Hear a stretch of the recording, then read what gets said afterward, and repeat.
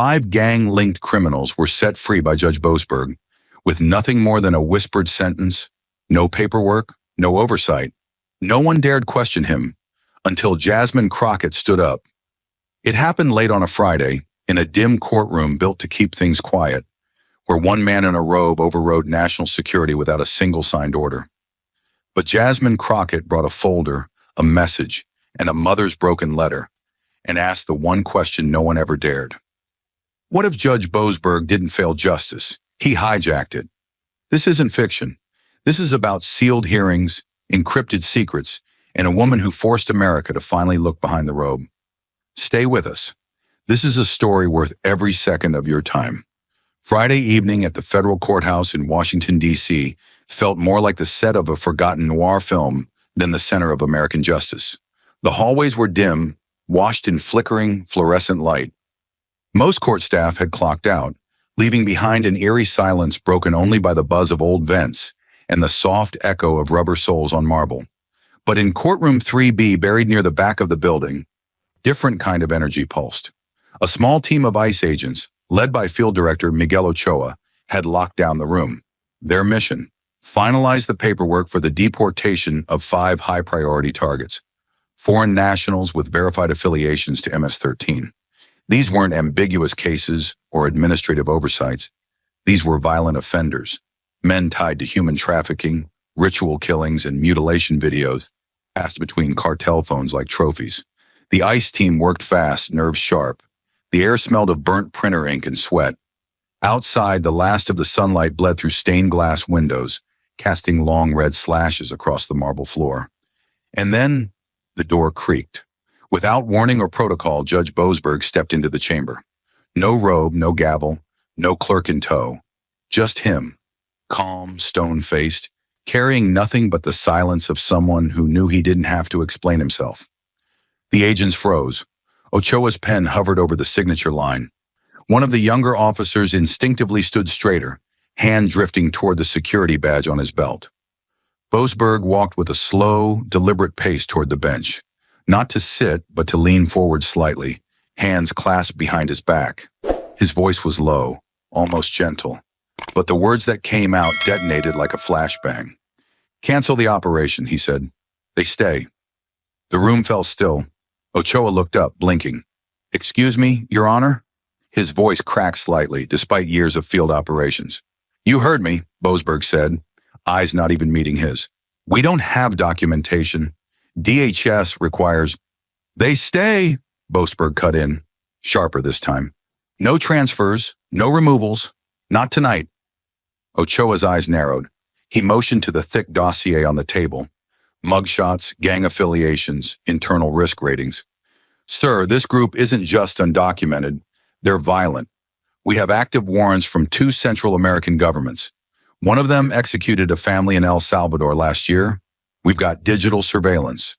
We've got federal clearance. I said," Boasberg snapped, voice dropping cold. "They stay." There was no written order, no court motion, no case number.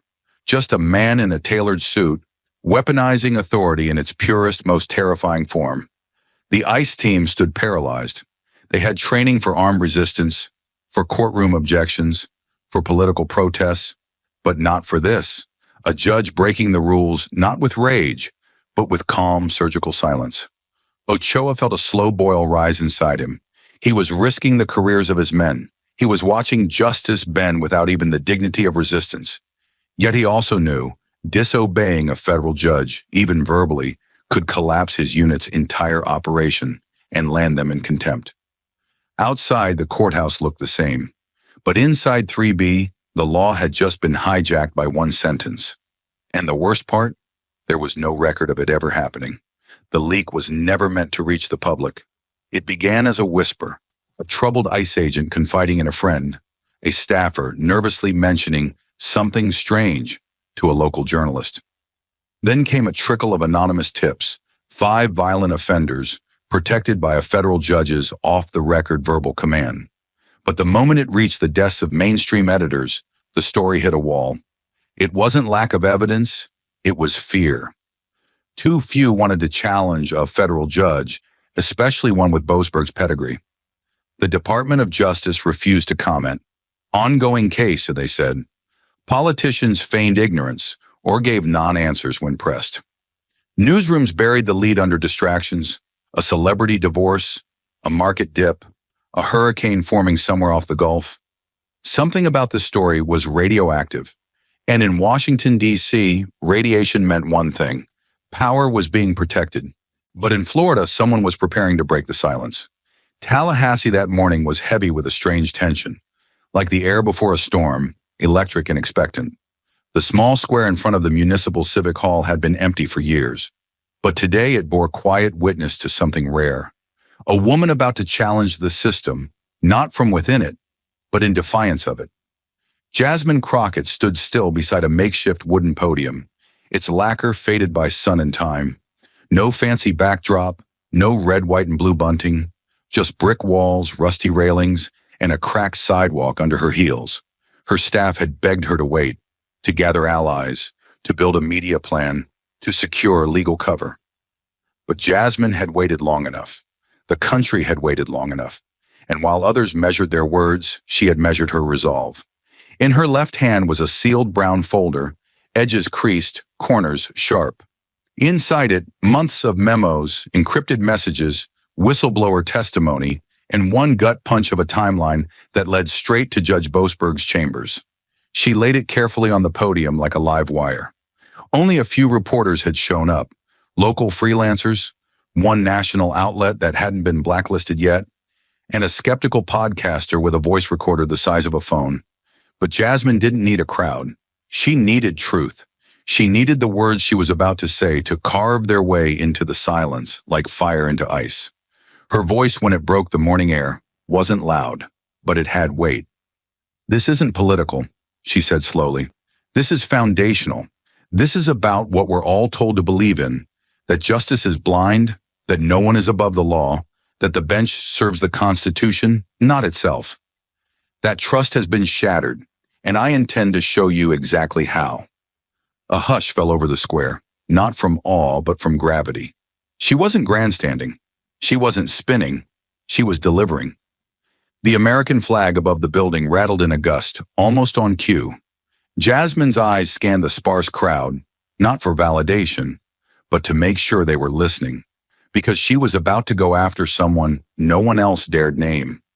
A judge who didn't just bend the law behind closed doors, but twisted it in plain sight, daring the world to stop him. Her tone sharpened like steel drawn across stone. "I'm naming the man behind the curtain, not because it's easy, but because the system has refused to. And that ends today." She paused, breathing in the heavy humidity, like a warrior steadying herself before battle. No notes, no teleprompter, just conviction. "You may not know his name," she said, "but you've felt his power. You've seen the chaos that comes when decisions are made in shadows and enforced by fear." The folder beside her hand seemed to hum with the weight of what it carried, and with a single movement, Jasmine turned the first page, inviting the world to finally see what it wasn't supposed to. Funhai. The room had once been a city council hearing chamber, now converted temporarily into a press staging area. It was functional, not glamorous. Fluorescent lights hummed overhead, some flickering, casting uneven shadows against the scuffed oak-paneled walls. At the back, two outdated ceiling fans rotated lazily, doing little to move the heavy Florida air that clung to everyone's skin. Jasmine Crockett stood off to the side, half-shadowed, hand on her sealed folder like a general resting it on a sword. There was no teleprompter, no PR handler offstage with time cues, just a clock ticking on the wall and the quiet sound of breaths being held. The screen lit up behind Jasmine with a slow fade-in, casting a sterile blue glow over the press room. What followed wasn't a flashy intro or political reel. It was a cold, calculated montage of courtroom footage, stitched together like a quiet indictment. There was Judge Boasberg presiding over a surveillance case in 2017, his eyes calm, his tone measured, as he authorized a secret warrant that would later be used to monitor private citizens with no known affiliations. Another clip showed him in 2019, halting the deportation of a foreign national tied to a cartel, citing insufficient procedural clarity, though the evidence was concrete. Then came a freeze frame. Boasberg, pen poised, face blank, as he struck down a motion to allow whistleblower testimony in a federal misconduct case. The silence in the press room grew thick. Jasmine didn't flinch. She let the images speak first, each one a blow to the illusion that the justice system was incorruptible. What the public had once mistaken for discipline, she now framed as deflection. What looked like neutrality, she painted as silence weaponized. When she stepped to the mic, the room seemed to pull inward, drawn to the gravity of what she was about to unload. Her slide deck flicked forward, not flashy graphs or color-coded charts, but plain text headlines from obscure legal digests. Boasberg blocks DHS memo, cites procedural timing. Classified filing sealed, no reason given. Court calendars altered in sealed hearing. Each item was backed by footnotes, time-stamped memos, and redacted reports. Evidence that didn't scream, but whispered with razor precision. "He doesn't break the law," Jasmine said, voice steady.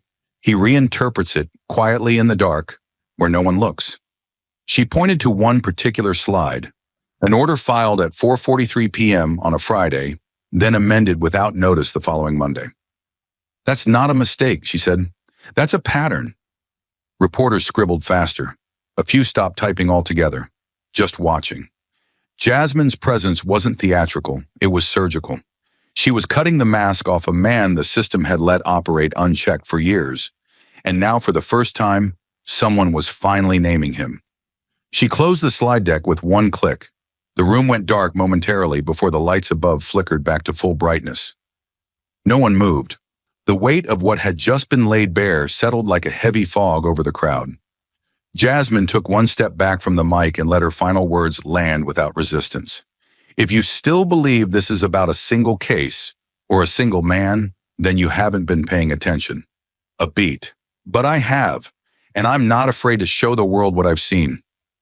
No applause, just some stillness, which in rooms like this meant impact. And outside that courthouse-turned-battlefield, clouds gathered over Tallahassee, as if the sky itself knew the system had just been called out by name. The fallout began like a slow tremor beneath polished marble floors. By Monday morning, ICE headquarters had already executed the scheduled transfers. 5 foreign nationals flagged as high risk, each linked to known MS-13 affiliates, quietly escorted to secured holding facilities ahead of deportation. The agents had checked the system twice. No written order had been filed. No restraining documents existed. The verbal command issued by Judge Boasberg had vanished into the weekend ether, undocumented and untraceable. From a legal standpoint, it was as if nothing had ever been said. But by Tuesday, the story exploded. Advocacy groups swarmed ICE field offices with chants and camera crews, waving signs that read, "Illegal deportations" and "Justice denied." Cable networks aired back-to-back coverage with more speculation than facts. Social media erupted with half-truths and rage, and in the middle of the chaos stood one burning question: had ICE defied a federal judge, or had the judge defied the law itself? The Department of Homeland Security tried to contain the storm, but their press release, dry, vague, full of legal hedging, only fueled the fire. No formal court order was filed at the time of action, it read, dodging accountability like a man tiptoeing around a minefield. Judge Boasberg, meanwhile, issued a terse rebuke through a court spokesperson, accusing ICE of acting in contempt of judicial authority. It was a powder keg. Legal experts split down the middle. Some called it an administrative miscommunication. Others called it a constitutional crisis in miniature. Jasmine Crockett called it what it was: sabotage, masked as silence. She watched the narrative unfold on national television with a clenched jaw and a stack of internal memos in her lap. The same judge who had operated in shadows for years was now using the fog of ambiguity as a weapon, and the media, desperate for clarity, couldn't see the sleight of hand. What enraged her most wasn't the confusion. It was that the system preferred confusion over confrontation, because confusion lets power walk away clean. Judge Boasberg didn't appear on camera. He didn't hold a press conference or answer questions in the hallway. He didn't need to. On Wednesday morning, a sharply worded court statement was released through his clerk, sterile, impersonal, yet loaded with venom. It accused ICE of acting in willful defiance of this court's authority and warned of potential contempt charges. The wording was precise, cutting, and unmistakably aggressive. The message was clear. Boasberg was going on offense. Legal analysts scrambled to interpret the move. Headlines shifted overnight from judicial silence sparks deportation chaos to federal judge slams ICE in unprecedented clash. But the irony was suffocating. There was no court order on file, no docket entry, no transcript, nothing. Boasberg was asserting the power of a ghost ruling, a decision that lived only in memory and implication. The injustice struck Jasmine Crockett like a thunderclap in a locked room. She knew how the system worked, how perception could be weaponized to bend truth until it snapped. Boasberg wasn't defending judicial integrity. He was rewriting the story mid-chapter. And the media, hungry for narrative and blinded by the aura of a federal bench, took the bait. They repeated the accusation as if it were fact, without ever asking the obvious. Where was the proof? ICE was being dragged through headlines, officials were being called before internal review boards, and agents were facing career-destroying questions, all because of a ruling that didn't exist on paper. Jasmine stared at the empty docket online, her finger hovering over the print key as if daring the screen to generate a record. It didn't. Nothing did. The courtroom had become a theater, and Boasberg had just played his most dangerous trick yet.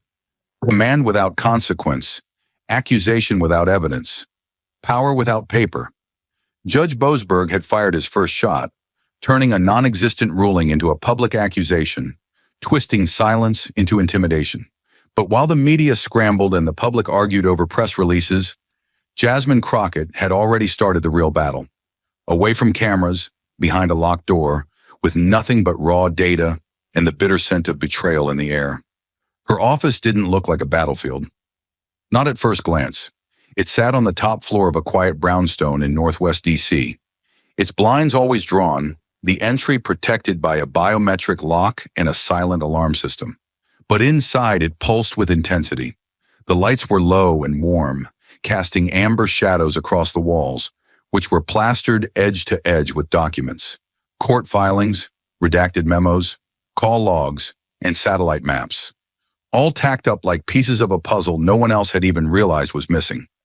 A corkboard on the far wall was strung with red thread, connecting names to dates, rulings to encrypted messages. The smell of burnt coffee lingered in the air, mixed with the sharper scent of laser toner and sweat. Jasmine stood at the head of a long wooden table, arms crossed, silent but coiled with purpose. This wasn't a workspace. It was an operations center, and tonight it was alive. Seated at the table were 4 members of her investigative unit, each hand-picked, each sworn to silence. Across from them sat the guest of the night, a former federal court clerk, mid-30s, nervous, his fingers drumming against the paper cup in his hand. His eyes flicked from one face to another, then landed on Jasmine, unblinking, unreadable. "We weren't supposed to talk about it," he said quietly. No one was. He reached into his satchel and pulled out a printed email thread, internal messages referencing undocumented case schedule changes sent through encrypted signal accounts between Boasberg and 2 unnamed aides. Jasmine's tech lead, a former cybersecurity analyst, was already running the metadata against federal court calendars. The timestamps didn't just raise eyebrows, they detonated red flags. Entire hearings had been rescheduled off record. Memos approving continuances had no official filing. Courtroom doors were locked during open sessions. This wasn't incompetence, it was architecture. Jasmine stepped forward and unrolled a set of timeline overlays. 3 different schedules, all allegedly for the same week, all with subtle differences. Some entries had been moved by an hour. Others had been erased entirely. "These don't align by accident," she muttered, her finger tracing the mismatches like wounds on a battlefield map. The whistleblower nodded grimly. It was always verbal. No audit trail. He made sure of that. On another screen, her analyst decrypted part of a signal chat log recovered from a secondary device. One line stood out like blood on snow. "Run it through 4B. He'll know what to do." 4B, Boasberg's internal designation on the system. Jasmine stared at it, her jaw tightening. He hadn't just bent the rules. He had customized the machinery to hide what he was doing. She turned away from the table, staring at the wall of names. Judges, aides, staffers, operatives. All people who had crossed paths with Boasberg's rulings over the years. Her eyes landed on 3 names circled in red. 2 were deceased. 1 had recently retired under health concerns. None of it was coincidence. Jasmine had been tracking these threads for months. Quietly, obsessively. Knowing that if she spoke too soon, the entire network would vanish like vapor. She'd known the risk, but now the pieces were falling into place. And for the first time, she had something more dangerous than suspicion. She had a pattern. And in Washington, patterns get people fired. Or worse. She had the messages, the mismatched logs, the clerk's whispered warnings. Jasmine didn't just suspect something anymore. She was staring straight at the architecture of manipulation. But the system hadn't played its last move. In fact, its boldest came next. A new case had landed on the federal docket, seemingly unrelated. But to Jasmine, it didn't smell like coincidence. It smelled like smoke from a fire someone desperately wanted hidden. In a quiet federal courtroom on the 3rd floor of a San Diego courthouse, a lawsuit barely registered on anyone's radar. It had been filed by a little-known transparency group, a case nicknamed Signalgate, alleging that several former federal officials had used encrypted apps like Signal to bypass traditional communication channels and coordinate national security decisions off record. The claims were explosive, but the coverage was non-existent. No news trucks outside, no journalists in the gallery, just a handful of attorneys, a sealed complaint, and a judge to be assigned. Then, with no formal trigger, Judge Boasberg took the case. He wasn't from the Ninth Circuit. He wasn't on rotation. He had no legal obligation to be anywhere near the proceeding, but somehow the assignment was accepted. Quietly, without hearing, without challenge. Boasberg's name appeared on the case file like a shadow settling into place. Jasmine's phone buzzed the moment her intel team flagged it. Her blood ran cold. She knew Boasberg had history with at least 2 defendants named in the preliminary discovery list. One was a former DHS policy chief who'd clerked under him. The other, a private contractor who'd once co-authored an intelligence brief Boasberg had personally cited in a prior ruling.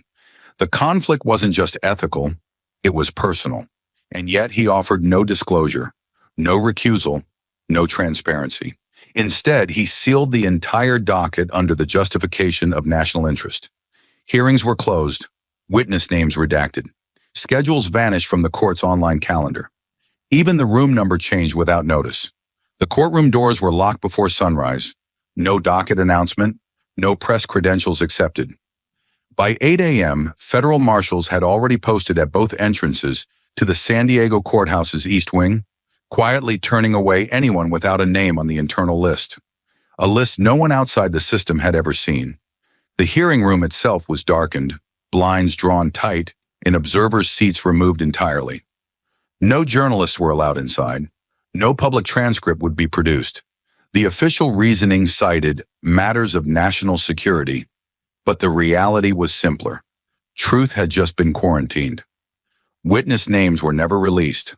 The clerk's log, normally public record, was missing its signature page. Even the room number on the hallway placard had been taped over. Jasmine's request to monitor proceedings remotely as an independent legal observer was denied without explanation. Not delayed. Denied. Inside that room where accountability was supposed to unfold, silence reigned like law. Jasmine watched it all from 1,000 miles away, screens blinking with nothing, feeds showing static where justice should have played. She wasn't surprised. Boasberg had mastered this tactic, not the brute force of suppression, but the surgical precision of vanishing the process itself. She slammed her laptop shut and stared at the wall, where dozens of names, connected by red thread, looked back at her like ghosts. Every closed door felt like a warning. You don't belong here, and if you try to open it, we'll erase the fact that it was ever closed. This wasn't obstruction in the traditional sense. This was something far more insidious. This was control through invisibility. The air inside Jasmine's tech operations room was tense, still, and humming with focus. Rows of servers blinked softly against the walls, casting rhythmic flashes over whiteboards scrawled with timelines and case references. It was after 1 a.m., but no one had gone home. Jasmine stood near the back, arms folded, watching her team like a general over a battlefield map. At the center of it all sat Elias, her lead digital forensics analyst, his monitor awash in lines of decoded metadata pulled from a secure, court-issued device. It had taken them weeks of warrant work, subpoenas, and back-channel access to even touch this data. And now, with nothing but filtered keystrokes and computational muscle, Elias leaned back in his chair, face pale. "I've got something," he said, flat but not casual. Jasmine stepped forward slowly, every muscle tight. On screen, a single signal message appeared, decrypted and confirmed with timestamp data, origin path, and device credentials. It was short, director, and lethal. "Don't worry, Jay, we've got it covered." 9 words, but Jasmine felt her entire body freeze. Elias typed again, pulling the message header into full view. It had been sent 3 days before Judge Boasberg officially took over the Signalgate case, not by accident, but by design. The sender wasn't anonymous to them anymore. It was an internal court administrator, a scheduler who had top-tier access to federal bench assignments and clearance to coordinate judge transfers across jurisdictions. The sender in Boasberg had a long history, previously flagged in Jasmine's wall of interwoven connections. Phone records, off-record lunches, even a shared appearance at a classified DC roundtable 2 years earlier. But this message wasn't polite coordination, it was premeditation, a move made in the shadows before the legal game ever reached the board. Jasmine stared at the screen. Jay didn't need confirmation. Everyone in the room knew exactly who that was. It wasn't theory anymore. It wasn't inference. This was deliberate orchestration, someone promising a sitting federal judge that the system would be bent to his advantage before the case had even been logged into public record. The timestamp placed the message on a Saturday, when court offices were supposed to be closed, yet the digital route confirmed it had passed through an internal judiciary relay server, which meant it hadn't just been sent. It had been seen by someone in the system, someone who allowed it to happen. Elias exhaled sharply. "This alone won't take him down. But with everything else?" He didn't finish the sentence. He didn't have to. Jasmine's mind was already racing. With the manipulated schedules, the sealed hearings, the Signalgate recusal failure, and now this, she wasn't building a theory anymore. She was assembling a case of coordinated judicial corruption. And this message? It wasn't just a clue. It was the moment the mask slipped. The message was damning. The timestamp undeniable. The manipulation systemic. But even as Jasmine stared at the cold digital evidence on the screen, something deeper twisted in her chest. Because this wasn't just about law and power anymore. It was about people. And for one mother in Texas, the cost of Boasberg's silent verdicts had already been paid. In blood and in silence. The light in her office had changed. The sun now low and golden, slicing through half-closed blinds in razor-thin beams. Shadows climbed the walls, long and slow, as if time itself had grown cautious. Jasmine sat still behind her desk, hands motionless, eyes fixed on the drawer to her right. Everything else in the room, screens, charts, folders, voices, faded into static. With a slow inhale, she reached forward, opened the drawer, and pulled out the one document that mattered more than all the rest. A single, handwritten letter.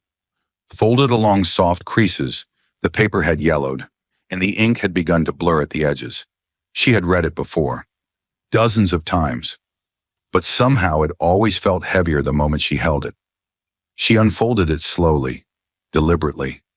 Each corner gave a soft resistance, like the paper itself remembered the grief it carried. The handwriting was crooked, unsteady. A mother's hand, not used to writing formal pleas, but desperate enough to try. The first sentence was scrawled across the top in all caps, as if trying to shout through the silence, "Dear Ms. Crockett, I don't know who else to write to." Jasmine closed her eyes briefly. In her mind, the image came instantly. A kitchen in Corpus Christi, a dim bulb swaying above a scratch table. A woman with tired eyes and calloused fingers, clutching a pen like a lifeline, her face set with quiet anguish. Outside the window, the sound of distant freight trains. Inside, a folded photo of her son in uniform, placed neatly next to the letter. Her only son, a border agent, a man who'd stood between chaos and order until the system betrayed him. The letter continued, each word like a wound. He was ambushed during a routine sweep. 2 men, they were told, had already been removed from the country. But someone stopped the order. Someone overrode the paperwork. There's no official name, no record, just a whisper. Something about a judge. Jasmine felt her jaw lock. She didn't need to guess. She already knew. The 2 men in question had been among the 5 Boasberg halted with nothing but a verbal remark. No filing, no signature, no legal weight. Just a sentence, a breath. A decision made in the dark that bled into a mother's home in Texas and shattered a life. My son can't walk. His spine was severed. He served with honor. He followed every rule. And now he sits in silence. Because a man in a robe wouldn't show his face. Jasmine blinked, but her eyes burned. She read it again, slower, as if each word could sharpen her purpose. She had evidence. She had proof of judicial misconduct. But this was something else entirely. This was the cost of silence. The human fallout of power abused behind closed doors. And it wasn't some abstract injustice anymore. It had a name, a city, a mother, a photograph. She gently folded the letter again, not with detachment, but reverence. Her hand lingered on it as she placed it back in the drawer. Its edges now as much a part of her war as any file or encrypted log. Jasmine didn't speak. She didn't have to. In that moment, something inside her solidified. Not anger, but certainty. This wasn't about winning a political fight or exposing a corrupt official for the evening news cycle.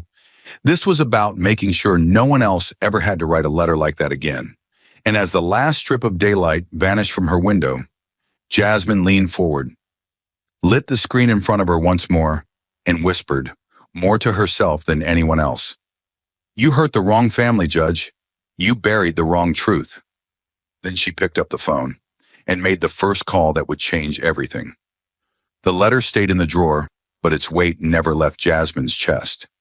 She had seen enough corruption to grow numb, but this wasn't paperwork anymore. It was paralysis. It was a mother's grief buried beneath a judge's silence. And Jasmine Crockett knew exactly what came next. This wasn't the time for outrage. It was time to aim, because now the system wasn't just protecting Boasberg. It was conspiring to keep him untouchable, and she was going to drag it into the light. The secure conference room in Jasmine's Washington office was dead silent, except for the soft, deliberate hum of encrypted projectors and the distant tick of a digital wall clock counting down minutes like a bomb. 5 of her most trusted advisors sat around the matte black table, their eyes locked on the screen at the far end of the room. Behind them, reinforced windows blocked out the city noise. Inside, it felt like a war room on the edge of a battlefield. Jasmine stood, laser pointer in hand, her face tight with restrained fire. On screen, a composite of every thread they'd pulled so far. One image bled into the next, the decrypted signal message, court calendars altered off record, witness lists sealed without legal basis, anonymous whistleblower memos confirming internal tampering. The evidence wasn't just compelling, it was coordinated. She moved to the center of the room, pointer hovering over a timeline that spanned 3 months and 10 key rulings. Each entry was color-coded, blue for irregular filings, red for unauthorized edits, yellow for verbal directives that left no paper trail. This is not judicial discretion, she said firmly. This is tactical sabotage, deliberate, patterned, systemic. One advisor, a former DOJ litigator, leaned forward, eyes narrowing. Even with all this, you're not just going after a corrupt judge. You're going after the system that protected him. Jasmine nodded without hesitation. Exactly, and I want them to feel it. The screen flipped to a web of interconnected nodes. Judge Boasberg in the center, connected to senior aides, past clerks, outside legal consultants, and a federal case scheduler flagged in the signal message metadata. They knew what they were doing, Jasmine said. They chose secrecy over process, proximity over principle. She tapped another button. More files open, subpoena requests pre-blocked before filing, sealed orders issued retroactively, clerks reassigned without explanation. It was a roadmap of corruption disguised as formality. One advisor exhaled slowly. This will blow open not just his courtroom, but others. Judges will circle the wagons. Political blowback will be brutal. Jasmine turned, her voice low but lethal. Let them circle. I want every single one of them on the record, either defending justice or defending a lie. No one spoke for a beat. Then the oldest voice in the room, former federal prosecutor, 30 years on the inside, finally said it aloud. This is how the whole machine breaks. Jasmine nodded once, cold steel in her stare. Good, she said, because maybe it's time we stop pretending the machine still works. Jasmine rose from her chair with slow finality, as if something inside her had just snapped into alignment. Righteous fury meeting absolute clarity. The hum of machines faded beneath the weight of her words. We've waited long enough, she said, her voice steady but coiled like a storm waiting to break. We've chased the truth through sealed corridors, encrypted servers, and rigged courtrooms. And what has it gotten us? A digital graveyard of evidence no one's allowed to read. Her fist tightened at her sides. I'm not going to let this become another classified scandal buried under a 1,000-page report no one reads until it's too late. She turned to face her team fully. I will not, I repeat, will not let this die inside a bureaucratic black hole 3 years from now. She crossed the room to the corner console, pulled out a manila folder labeled Press Strategy, dormant, and dropped it on the table with a hard thud. The sound cut through the air like a trigger. It's not dormant anymore, she said coldly. We're going live. One of her aides blinked, uncertain. You mean press release or interview circuit? Jasmine didn't flinch. Number I mean war. I want cameras. I want journalists who haven't sold out. I want the slides, the names, the message logs, the calendar edits, everything. She pointed to the evidence board still glowing faintly on the far wall. They've kept this hidden behind court codes and sealed doors, but we are going to make them answer to the public, not the process. The room came alive with motion. Phones buzzing, chairs scraping, people typing furiously. Jasmine stood unmoved, watching them scramble with the grim stillness of a general before a siege. Make the calls, secure the venue. I don't care if we need to rent a damn church basement or hijack a school auditorium. We do this within 72 hours. One advisor hesitated. You know this paints a target on you, right? Jasmine's eyes locked onto his without blinking. It already is. The only difference now is that I'm done dodging. Let them aim. I've got better aim. As the team scattered into motion, Jasmine remained at the center, still, silent, but blazing with purpose. Because this wasn't about damaging Boasberg anymore. It was about dragging an entire system into the light, no matter how many of its shadows fought to survive. And by the time the first reporter showed up, she wouldn't be offering evidence. She'd be offering an ultimatum. The morning sky over Washington, D.C. was gray, low, and heavy, as if the city itself was holding its breath. By 7:30 a.m., the steps outside the Franklin Civic Auditorium were already swarming. Satellite trucks lined the street, camera crews jostled for position, and journalists whispered theories over coffee they no longer tasted. This wasn't a campaign stop. It wasn't a policy launch. It was something else, something colder, sharper. Inside, the room filled fast. National correspondents, legal analysts, local reporters, and a handful of off-duty agents who came in plain clothes just to see if the rumors were true. The stage was modest. No flags, no polished backdrop. Just a narrow riser, a battered wooden podium, and a plain table behind it holding one thing. A sealed, overstuffed brown folder with a black binder clip holding it together like a pressure lock. The lights dimmed, microphones flicked on, and then Jasmine Crockett walked out. No entourage, no notes in hand, just steady footsteps and the file under her arm. The flash bulbs went off immediately, flickering like lightning across her face, catching every sharp angle of determination carved into it. She wore no political pin, no party colors, just a plain dark suit and the look of someone who had run out of patience and found purpose instead. She reached the podium, placed the folder on it with a thud that sounded like a gavel strike, and let the silence hold for 3 full seconds before she spoke. This file weighs just over 7 pounds. That's 7 pounds of sealed memos, suppressed communications, falsified court schedules, and one encrypted message that broke it all open. What's inside here was never supposed to be public. That's exactly why I'm making it public. Murmurs rippled through the crowd, but no one interrupted. Not yet. She opened the folder slightly, just enough to reveal the redacted headers of federal case logs and internal judiciary communications. Her finger tapped one document rhythmically, in time with her words. These aren't theories. These are records. These are the fingerprints of corruption, not from a politician, but from a judge. Her eyes cut through the rows of cameras. A man trusted with national security who used sealed hearings and procedural loopholes to protect allies, rewrite timelines, and hide behind laws he was sworn to uphold. She paused and let that settle. Somewhere in the back, a reporter audibly swallowed. Judge Boasberg didn't just manipulate the system. He was the system. And when that wasn't enough, he sealed the exits. No recusal, no accountability, no transparency, just closed doors and silent rulings. And no one stopped him because no one had the proof. Jasmine held the folder up with both hands, arms steady, unshaking. Now we have it. She placed it back down, slower this time. There will be people who say this is political, that this is a stunt, but I've spent too long watching lives get crushed under the weight of sealed decisions and faceless power. This isn't politics, it's survival, and someone has to answer for it. The room had shifted now. Reporters weren't scribbling. They weren't blinking.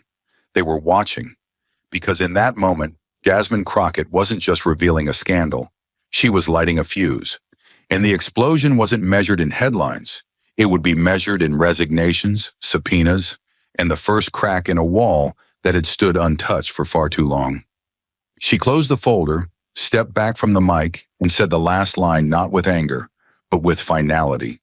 Justice doesn't fear sunlight, but Boasberg clearly does.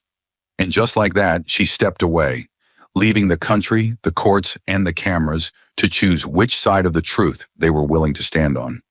Jasmine had thrown open the gates. The evidence was no longer buried. The names were no longer whispers. What had started as a sealed secret was now front-page truth, and the machine that once shielded Boasberg had no choice but to respond. The system had spent years protecting him. Now it was forced to put him on trial. By dawn, the crowd had doubled in size outside the federal courthouse in Alexandria, Virginia. Television vans flanked the curb like tanks, reporters broadcasting live beneath flapping protest banners and shouted slogans. Metal barricades groaned against the weight of the public. Citizens from both sides of the political spectrum pressed shoulder to shoulder, waving signs, holding photos, chanting names. Some came for Jasmine, others came for blood. And in between stood a line of federal marshals, stone-eyed and unmoved. The steps leading up to the courthouse had become a front line, not of violence, but of something heavier.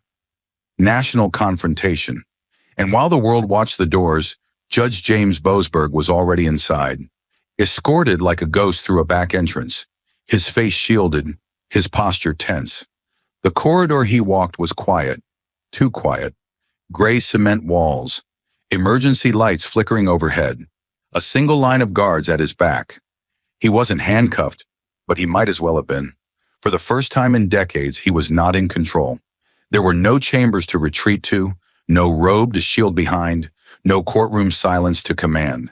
Just a cold bench and a new seat, the defendant's. When he stepped into courtroom 2C, the buzz of 100 conversations snapped to silence. Every eye locked onto him, not as a jurist, but as the accused. The irony burned like acid. The same judge who had presided over national security cases in hushed rooms, who had sealed testimonies with a nod, now walked into a packed courtroom where nothing could be sealed and everything would be recorded. Boasberg didn't look at the gallery. He didn't glance at the media row. He sat down like a man bracing for impact, his jaw locked, his hands folded so tightly his knuckles had turned white. Across from him, federal prosecutors prepared their statements, but there was no need for theatrics. The documents spoke for themselves. The judge seated on the bench, a former colleague of Boasberg's, maintained a face of studied neutrality, but even he couldn't hide the weight of what was about to unfold. He tapped the gavel once, then in a voice smooth and even, like reading from a page written in stone, he began, "James Boasberg, you stand before this court charged with the following: obstruction of justice, willful concealment of material evidence, abuse of judicial authority." The words rang through the chamber like drum beats at a funeral. Each syllable carved deeper into the myth that had protected Boasberg for so long. He didn't flinch. He didn't blink. But his silence betrayed him. The man who once silenced others with the mere sound of a gavel now had no power left to wield, only the gravity of his own fall. Jasmine sat in the third row, expression unreadable, eyes locked on the man who once thought she would fold under pressure. She didn't blink either, because this wasn't just about his guilt. It was about the message. Even the untouchable can be held to account. Even the robe can be pierced. And in that moment, every breath in the courtroom felt like it might tip the balance of justice one way or the other. The courtroom was still when the sentence was read, but the silence didn't feel calm. It felt electric, like the few seconds before a lightning strike. Judge Boasberg sat at the defendant's table, his shoulders square but his face pale and hollow. Across from him, the presiding judge leaned forward, voice even, words sharp enough to cut glass. 15 years in federal prison, immediate termination from the bench, disbarment for life, and a full federal review of every national security case over which you presided. There was no gasp, no shout, just stillness, the stunned collective understanding that something historic had just happened.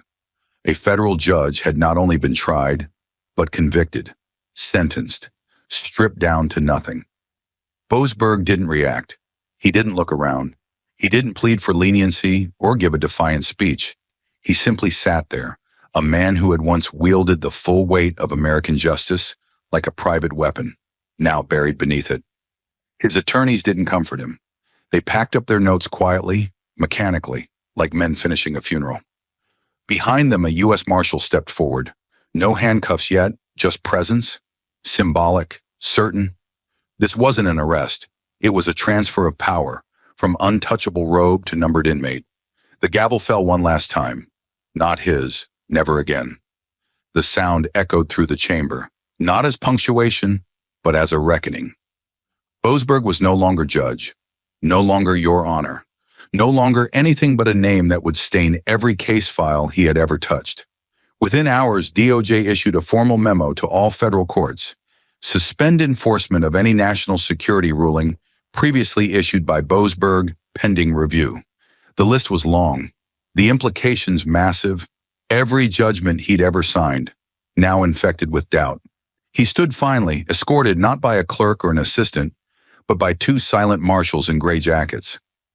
Jasmine Crockett watched from the second row, arms crossed, chin high, eyes locked on the exit Boasberg passed through. No triumph on her face, no smile, just the cold, exact expression of someone who had fought to the last page of the law and won. And as the heavy side door swung closed behind him, no cameras, no audience, no legacy, only one truth remained. Justice had found him, and this time he couldn't seal it shut. The door had closed behind Boasberg, and with it, a chapter of American judicial history that would be studied, debated, and dissected for decades. But Jasmine Crockett didn't linger in the noise that followed. She didn't do victory laps on cable news. She turned down interviews, declined book deals, ignored pundits. Because she knew the real fight had never been about one man, it was about the silence that let him thrive. And the only way to truly break that silence was to make sure it never returned. The lecture hall was dimly lit, cool despite the Florida heat pressing in from outside. Fluorescent bulbs flickered softly above, and the quiet whir of an old ceiling fan filled the silence with a rhythm that was almost hypnotic. It was early, just after 8 a.m., and yet every seat in the room was filled, not because it was mandatory, but because word had spread. Jasmine Crockett wasn't here for a press tour. She wasn't here for applause. She had come for something that no subpoena could demand, attention from those who still had time to choose who they'd become. There were no microphones, no press passes, no cameras perched at the back, waiting to edit her into a soundbite. Just students, wide-eyed, sleep-deprived, some with notepads, others too locked in to write. Jasmine stood in front of a battered blackboard, wearing a dark blazer with the sleeves casually rolled to her elbows. No notes, no digital slides. Just chalk in her hand and a kind of presence that made the air feel thicker than it should have. She didn't clear her throat. She didn't ask for silence. She already had it. Some people think justice happens in courtrooms, she said, voice low but clear. But I'm here to tell you, it starts in rooms like this. She walked slowly across the front of the class, each step deliberate, measured. You'll be told to follow precedent, to protect the institution, to play the game until it's your turn to make the rules. She stopped, turned, and met their eyes. But what if the game is broken? What if the precedent is the problem? A hand went up, but she didn't call on it yet. She let the question hang, let it hurt. I spent a year digging through sealed files, encrypted messages, and buried truths. I saw how power protects itself, not through brute force, but by staying just quiet enough not to trigger alarm, by hiding behind tradition, behind robes, behind protocol. She turned to the blackboard and wrote slowly in block letters. The law is not just a shield, it is a mirror. Then she dropped the chalk in the tray and faced them again. And every time you look into it, you better ask yourself, are you reflecting justice? Or are you just polishing the frame? There were no whispers now, not even fidgeting. Only breath. Don't chase the headline, she said, softer this time. Chase the truth, because if you don't, someone else will. And when they write the story, you won't recognize the ending. A pause, no theatrical smile, just stillness. And here's what they won't tell you in textbooks. Sometimes speaking the truth means standing alone. Sometimes it means breaking things that were never supposed to be touched. But if you're not willing to do that, then maybe you don't want justice. Maybe you just want proximity to it. A student in the front row, clearly shaken, whispered, "How did you know it was worth it?" Jasmine didn't blink. Because I got to read a letter from a mother who no longer thought the law belonged to strangers in black robes. She believed, finally, that someone was listening. Then she stepped back, leaned against the edge of the desk, and looked at all of them. Not like a guest speaker, but like someone checking for signs of life. So, what kind of lawyer are you going to be? The fan kept spinning. The chalk dust settled, and no one said a word. Because Jasmine Crockett had just delivered the most important closing argument of her life. Not to a judge, but to the future. It didn't begin with a riot. There were no fires in the streets, no collapsing statues or burning gavels. It began with silence, but not the kind that once protected power. This silence was different. It was the kind that falls over a crowd when they realize the magician has no magic. When the curtain's been pulled and what's behind it is not a man of mystery, but a man of manipulation. The gavel had dropped on Boasberg's trial, but it didn't end there. His fall wasn't the final chapter. It was the first crack in a wall that had stood for far too long. And cracks, once they appear, have a tendency to spread. It started online. Quiet, almost invisible. A few anonymous accounts posting PDFs of sealed orders. Legal nerds on forums combing through footnotes of appellate decisions from 10 years ago. Someone on a law school subreddit posted a side-by-side docket comparison. Same day, same courtroom, 2 judges, only 1 hearing recorded. Then came the hashtags, who signed it sealed by silence. Judging the judges. At first, major outlets ignored it. It was procedural, esoteric, too technical to trend.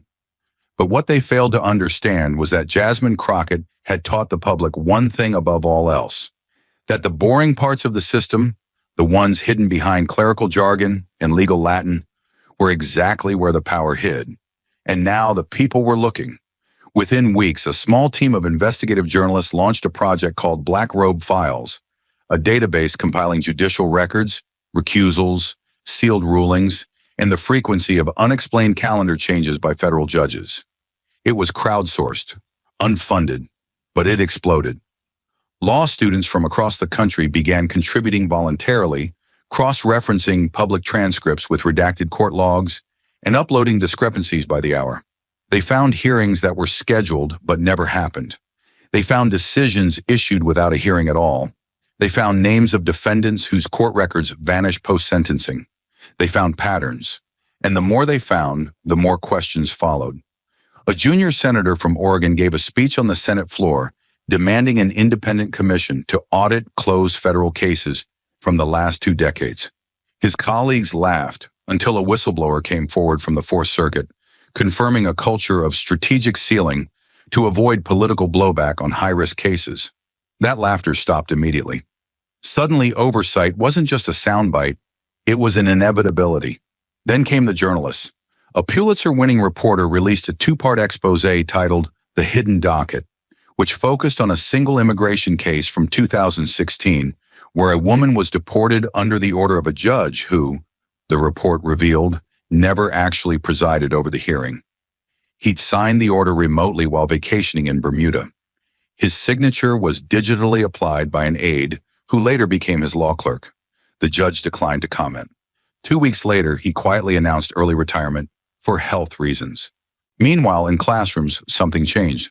Law professors began rewriting syllabi. No longer were lectures confined to case law as it appeared in textbooks.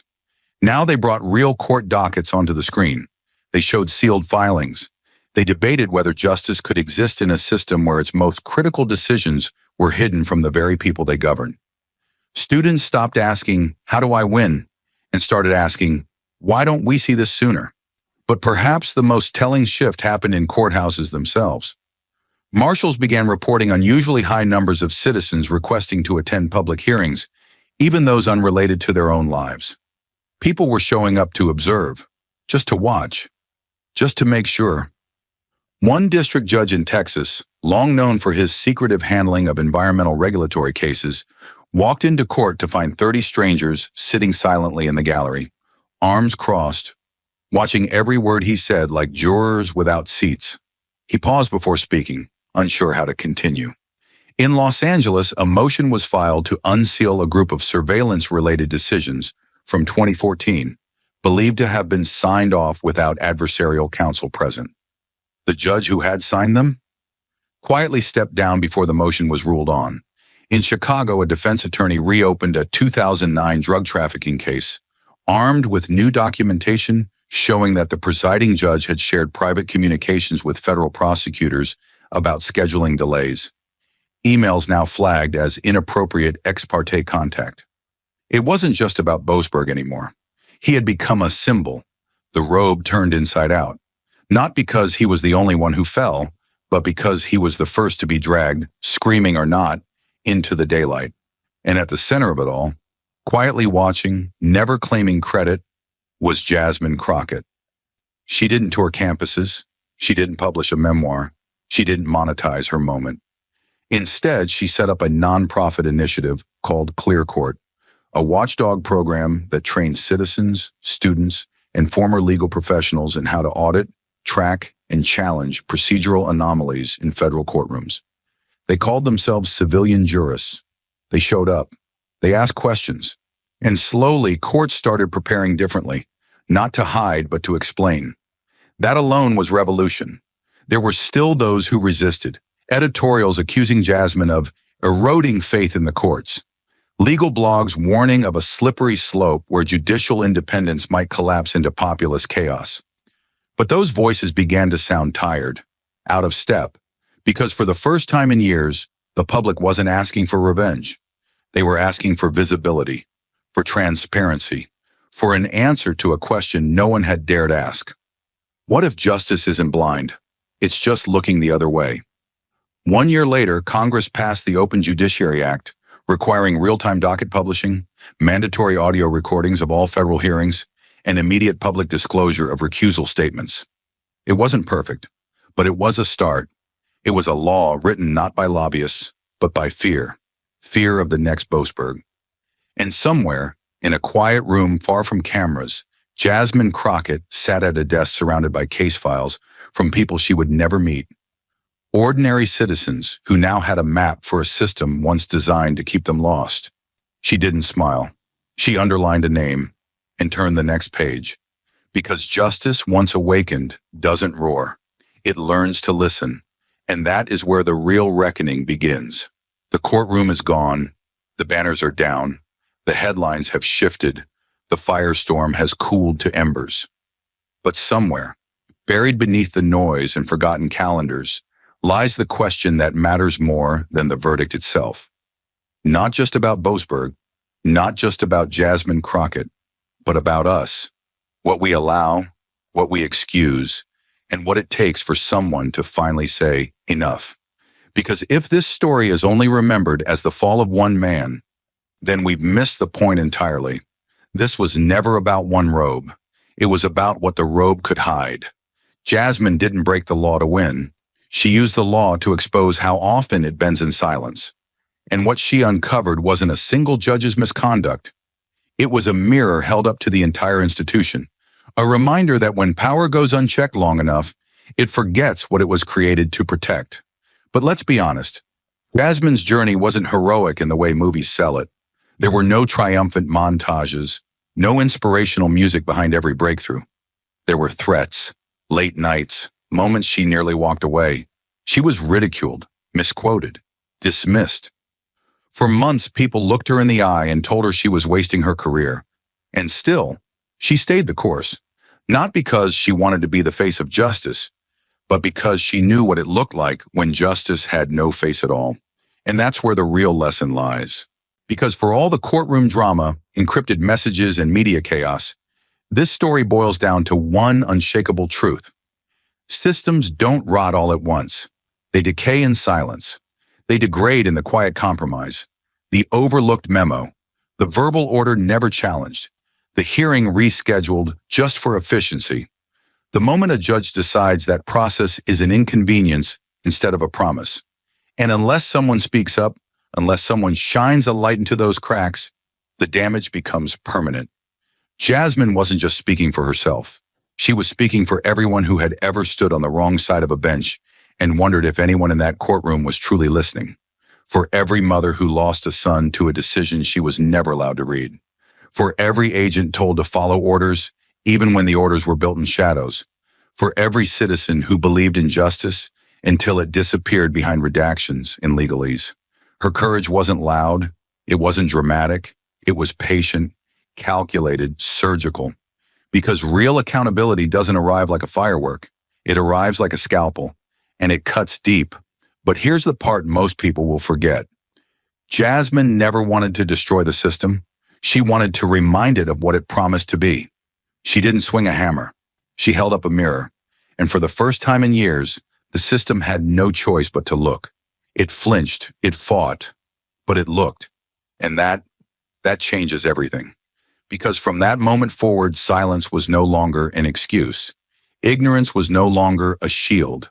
People started asking questions they'd been trained not to ask. Who signed this? Who sealed that? Why wasn't this hearing public? Why did no one recuse? The fear wasn't just that someone had done wrong. The fear was that no one had ever been watching at all. And in a country built on law, what's more terrifying than a courtroom no one dares to question? That's the true weight of Jasmine's story. Not the prosecution, not the press conference, not even the sentencing. The weight is in what she left behind. A trail, a map, a precedent. Not in law, but in courage. Because this is what it takes. Someone willing to be hated, to be misunderstood, to risk everything for a truth that might never make the front page. And do it anyway. She didn't do it for applause. She didn't do it for headlines. She did it because she couldn't sleep knowing that a man who weaponized the law still wore the robe of justice. So what now? That's the question. What happens when the story ends but the system remains? When the first name falls but 100 others stand behind it? Jasmine gave us the opening. The rest? That's on us. It's on every law student who steps into their first ethics seminar and dares to ask the question that makes the professor uncomfortable. It's on every journalist who digs one layer deeper even when the story's gone cold. It's on every citizen who shows up to an open hearing, not to shout, not to record, but just to watch, because watching is no longer optional. And most of all, it's on us to remember. The most dangerous silence is the one that sounds like routine. If we don't question sealed doors, they never open. If we don't track the hands behind the rulings stop serving us. If we don't shine a light, the shadows win. But if we do, if we dare to press, to probe, to disrupt the illusion that justice flows on autopilot, we do more than honor Jasmine Crockett's fight. We continue it, because the law at its best is not a fortress. It's not sacred stone. It's not above us. It's a contract. One that only survives if we, the people it's supposed to protect, have the courage to keep reading it out loud. And if we don't, someone else will write our version of the truth, and they won't get it right. Thank you for watching until this moment and for standing with us on this journey for justice. Your support means everything. Like, subscribe, and turn on notifications so you never miss what's next. And we'd love to hear your thoughts. Leave a comment below and let us know what moved you most in this story. Together, our voices make a difference.